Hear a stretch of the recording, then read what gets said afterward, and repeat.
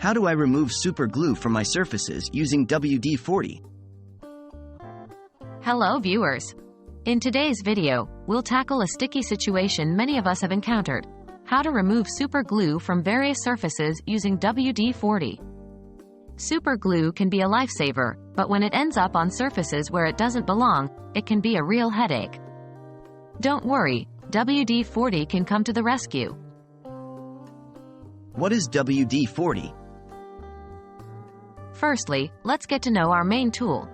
WD-40 is a popular multi-use product known for its lubricating and cleaning properties. But it's also an excellent solution to dissolve the bond created by super glue. What materials will you need?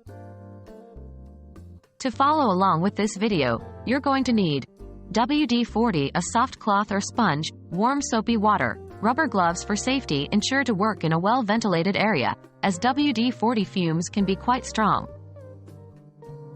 How to apply WD-40 to remove super glue? Here's the step-by-step process. 1. Wear your rubber gloves to protect your hands. 2. Spray a small amount of WD-40 on the super glue affected area. Be careful not to overspray, as it can make the area slippery. 3. Let the WD-40 sit for a few minutes to penetrate and weaken the super glue. 4. Gently rub the area with a soft cloth or sponge.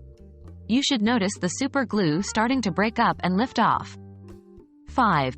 Repeat the process if necessary. Some stubborn glue patches may require a few rounds of application.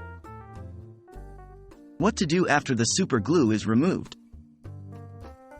After the super glue is removed, there might be some residue of WD-40. Here's what you can do to clean up. 1.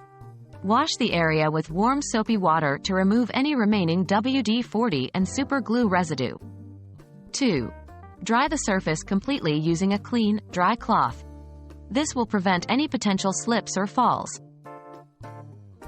And there you have it, folks.